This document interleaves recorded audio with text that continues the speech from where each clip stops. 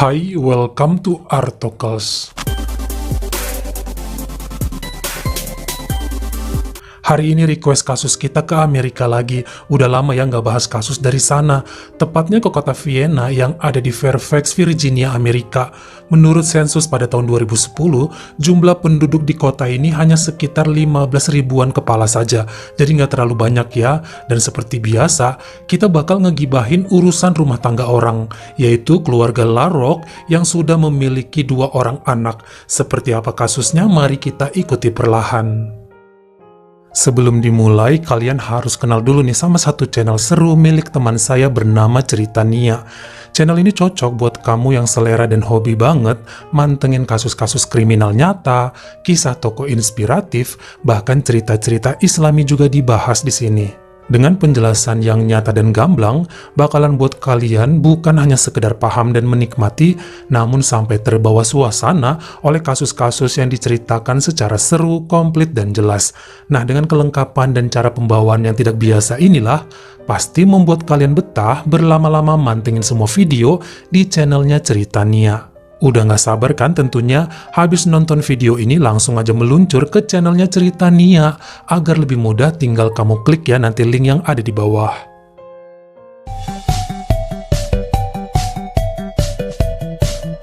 Hari ini kita berkenalan dulu dengan seorang wanita yang lahir pada tahun 1979 dan sekilas wajahnya mirip Gracia Polly. Perempuan tersebut bernama Kim. Pada tahun 2002, Kim mulai berkuliah di kampus Virginia Tech, bahkan meneruskan gelar masternya di tempat tersebut. Nah, sejak tahun 2007, dia berkenalan dengan pria yang juga mengambil gelar insinyur di universitas yang sama, bernama Eric. Mereka saling dekat, berpacaran, kemudian menikah setelah lulus kuliah pada tahun 2010. Saat itu usia Kim 31, sedangkan Eric 28 tahun. Jadi sang istri lebih tua ya.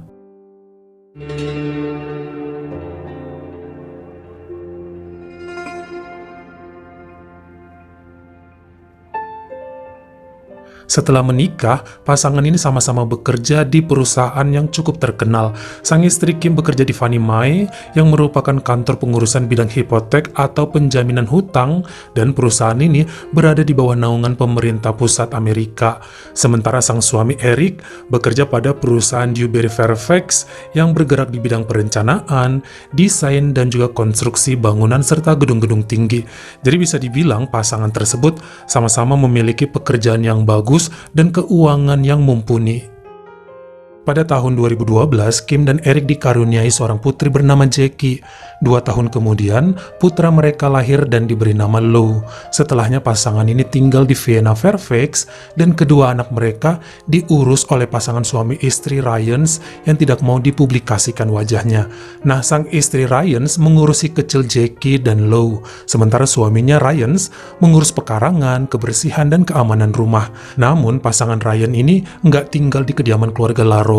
Mereka datang pagi hari jam 6 dan pulang jam 6 sore, jadi kerjanya hanya 12 jam saja.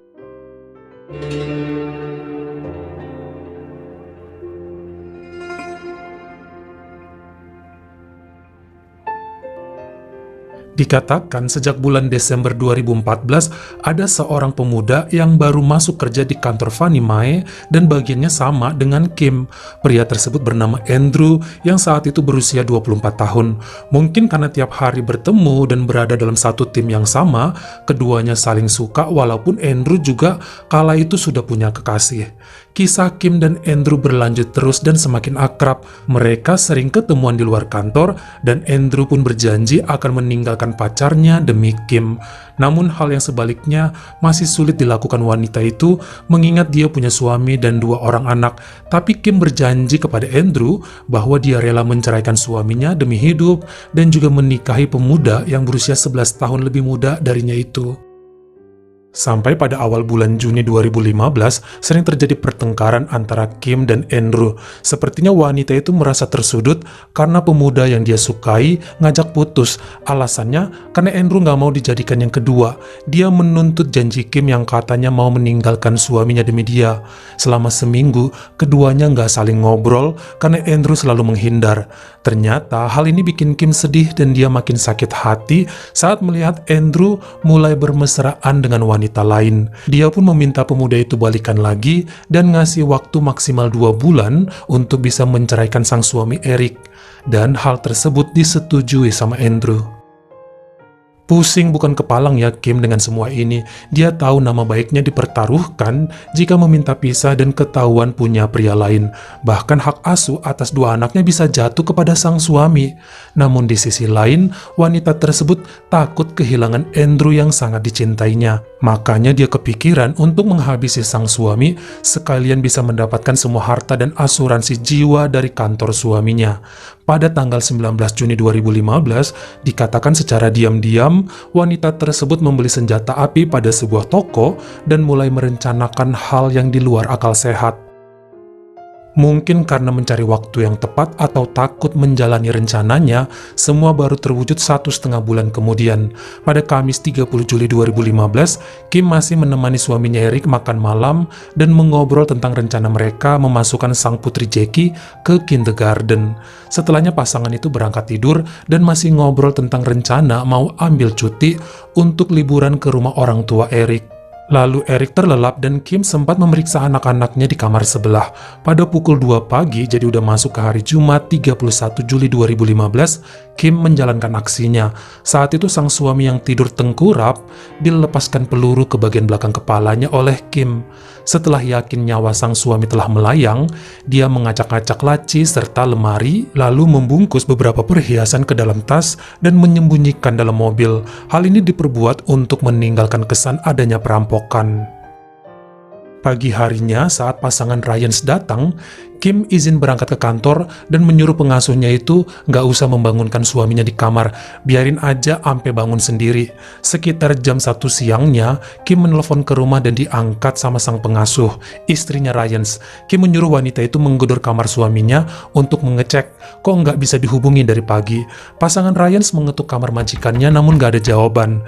Kim menelpon lagi dan nyuruh mereka masuk aja ke dalam kamar, namun nampaknya pasangan itu ketakutan dan tidak menuruti permintaan sang majikan. Bahkan Kim ampe marah-marah tetap aja mereka berdua menolak masuk ke kamar itu. Sore harinya sekitar jam 6:34, Kim tiba di rumah dan ngomel-ngomel kepada ART pasangan Ryans. Disuruh ngecek aja kok susah banget, kan kamarnya juga nggak terkunci, takutnya bapak kenapa-kenapa. Namun kedua pengasuhnya itu cuma tertunduk lemas. Kim lalu masuk ke kamar sekitar 1 menitan dan keluar lagi serta menelpon 911. 8 menit kemudian polisi dan ambulans tiba di rumah tersebut serta menemukan Kim yang sedang menangis di ruang tamu sambil memeluk kedua anaknya didampingi pengasuh mereka.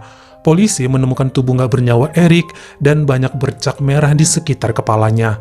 Bahkan ada lubang di tembok dekat bantal yang tembus sampai ke kamar anak-anaknya. Namun sayangnya tidak ditemukan senjata api dan nggak ada DNA serta sidik jari orang asing. Namun melihat kondisi kamar saat itu dan pengakuan Kim bahwa banyak perhiasan yang hilang, maka kepolisian menyimpulkan bahwa ini adalah murni perampokan.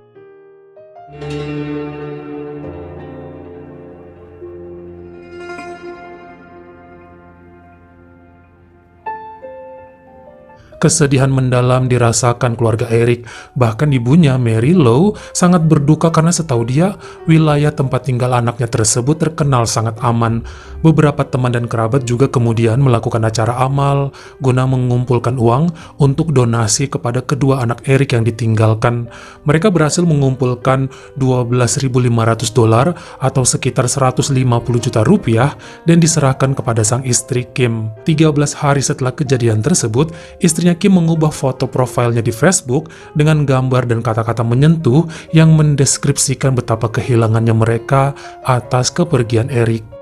Sang ibu Mary Lou terus mendesak pihak kepolisian di Fairfax supaya pelaku atas kejadian ini ditangkap. Namun sepertinya penyidik mendapatkan jalan buntu karena nggak ada petunjuk apapun mengenai pelakunya. Mereka yakin bahwa yang melakukan hal tersebut menggunakan sarung tangan supaya tidak meninggalkan jejak apapun. Dan hal ini semakin membuat keluarga stres dan bersedih.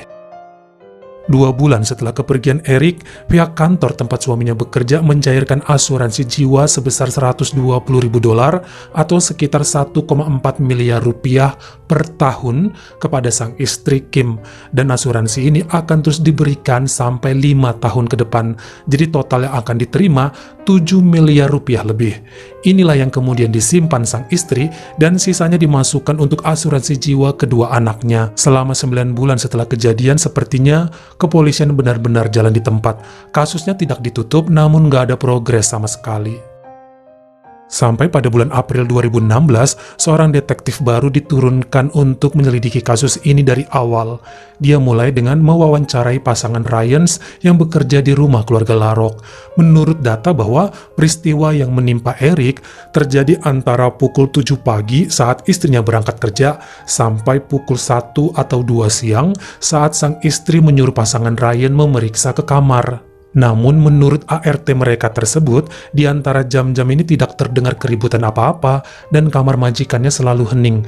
Tapi ada yang menjadi kecurigaan pasangan ini. Mereka sepertinya tahu bahwa Kim punya pria lain yang sering diteleponnya secara diam-diam dengan mesra. Bahkan tukang kebunnya, Bapak Ryan, pernah melihat sebuah senjata api di mobil Nyonya Kim. Jadi sebenarnya pasangan ini sejak lama punya firasat bahwa cepat atau lambat Nyonya Kim mau menghabisi suaminya. Makanya saat kejadian, keduanya menolak masuk ke kamar majikan untuk menghindari DNA dan sidik jari mereka ada di dalam kamar. Karena perasaan mereka juga nggak enak saat itu. Detektif baru pun mulai mengembangkan penyelidikan. Dia dan timnya menyita komputer dalam kamar keluarga Larok, laptop sang istri Kim, bahkan HP-nya juga disita walau semua isi pesan dan chat sudah dihapus. Namun kepolisian berhasil melacak histori telepon dan SMS sang istri. Disinilah kemudian mereka juga berhasil menemukan fakta, memang benar Kim memiliki pria lain dan berusaha untuk menyingkirkan suaminya. Walaupun senjata yang digunakan untuk menghabisi Erik nggak pernah ditemukan sampai saat ini, polisi berhasil mendapatkan CCTV toko tempat wanita itu membeli senjatanya. Setelah diselidiki, jenisnya sangat cocok dengan peluru yang ditemukan di lokasi kejadian. Setelahnya bahkan chat berisi keinginan wanita itu untuk mendapatkan asuransi jiwa milik Erik dan hak asuh atas kedua anaknya sebagai motif utama. Wanita itu pun ditangkap pada 2 Mei 2016 setelah kasus tersebut tidak terpecahkan selama hampir 10 bulan. Awalnya Kim menolak untuk didampingi pengacara sebab dia bersikukuh bukan pelakunya. Namun saat bukti pembelian senjata api dipaparkan pada persidangannya di pengadilan Fairfax County, dia tersudut dan ketakutan mendapatkan hukuman berat. Akhirnya Peter Grinspoon selalu menemaninya selama persidangan. Sang kekasih Andrew juga menjadi saksi di pengadilan dan mengatakan gak ikut terlibat dalam merencanakan. Yang dia tahu bahwa Kim bilangnya mau berpisah. Walaupun dia sempat diajak Kim ngobrol tentang uang asuransi, namun Andrew nggak nyangka bahwa wanita itu bakalan tega dan merealisasikan jenis kejahatan ini. Sementara menurut Kim, kekasihnya Andrew tahu tentang rencana tersebut walaupun nggak ikut terlibat secara langsung. Namun wanita itu mengatakan semua dia lakukan demi Andrew yang sangat dicintainya.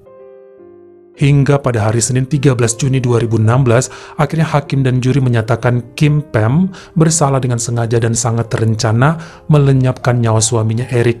Bahkan dia memang menyuruh ART-nya, pasangan Ryans, saat itu masuk ke kamar untuk menuduh keduanya sebagai pelaku. Namun suami istri Ryans ternyata pintar juga dan berhasil menghindar dari niat jahat sang majikan. Kim Pam dijatuhi hukuman penjara seumur hidup dan boleh bebas dengan jaminan setelah menjalani kurungan sedikitnya 25 tahun. Sementara Andrew dianggap mengetahui dan memilih untuk bungkam. Dia tetap dikenakan kurungan 2 bulan dan kemudian pindah dari negara Amerika. Sementara hak asuh atas 2 anak mereka jatuh kepada ibunya Erik yaitu Mary Lou, begitu juga uang asuransi dari perusahaannya jatuh kepada ibu Mary Lou. Bagaimana menurut kamu? Apakah hukuman untuk Kim dan juga Andrew sudah cukup? Kamu komen di bawah. Kalau kamu suka sama video ini, jangan lupa ya klik like dan juga tombol share-nya. Buat yang baru pertama kali mampir, atau udah sering mampir nih tapi belum berlangganan, jangan lupa klik dulu tombol subscribe. Dan juga dinyalain notifikasinya, supaya lain kali kalau misalnya saya upload video baru, kamu jadi orang pertama yang tahu. Follow juga Instagram saya jika berkenan, di Artokels S-nya 2, dan jangan lupa untuk nontonin semua video saya yang lainnya. Ingat ya, tetap jaga kesehatan dan berbuat baik. Terima kasih. Bye.